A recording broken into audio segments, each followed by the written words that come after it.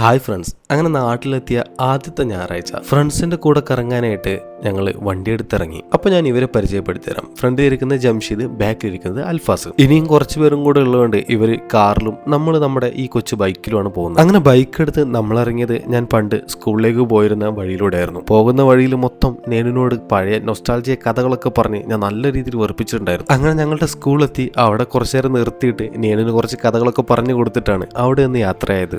അങ്ങനെ നമ്മുടെ സ്വന്തം വളാഞ്ചേരി ടൗൺ എത്തി. ഞാനിവിടെ വന്നിട്ടിപ്പോ 1.5 വർഷം കഴിഞ്ഞിട്ടുണ്ട്. എന്തായാലും വലിയ മാറ്റങ്ങളൊന്നും ഇവിടെ ഉണ്ടായിട്ടില്ല. അന്നും ഇന്ന് എന്നും ഈ ഒരു ട്രാഫിക് ലൈറ്റ് ഇവിടെ മിന്നി കത്തിക്കൊണ്ടിരിക്കുന്നുണ്ട്. വലിയ ഉപകാരമൊന്നുമില്ല. അങ്ങനെ പെട്രോൾ അടിക്കാനായിട്ട് കയറി. പെട്രോളിന്റെ പ്രൈസിൽ ചെറിയൊരു വ്യത്യാസം വന്നിട്ടുണ്ട്. സെഞ്ചുറിയും കഴിഞ്ഞ് 6 അടിച്ച് നിൽക്കുന്ന അവസ്ഥയിലാണുള്ളത്. അങ്ങനെ നമ്മുടെ ഐക്കോണിക് ആയിട്ടുള്ള കുറ്റിപ്പുറം റാറാറ പാലമൊക്കെ കാണിച്ചു കൊടുത്ത് നമ്മൾ അങ്ങനെയാണ് കേട്ടോ ഇതിനെ പറയുന്നത്.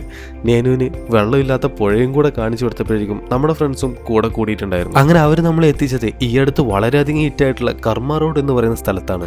നീണ്ടു നിവർന്നു കിടക്കുന്ന റോഡിന്റെ ഒരു സൈഡിൽ മൊത്തം കടലും മറ്റൊരു സൈഡിൽ മൊത്തം കടയുമായിട്ടുള്ള ഒരു അടിപൊളി സ്ഥലം. ഞങ്ങൾ അവിടുന്ന് പറ്റാവുന്ന അത്രയും ഫുഡൊക്കെ വാരി വലിച്ച് കഴിച്ചിട്ടുണ്ടായിരുന്നു. ഈ ഒരു സ്ഥലത്തിന്റെ വൈബും ഫുഡിന്റെ വൈബും പിന്നെ ഫ്രണ്ട്ഷിപ്പ് ഗോൾസും എല്ലാം കൂടി ആയിട്ട് അടിപൊളിയായിരുന്നു.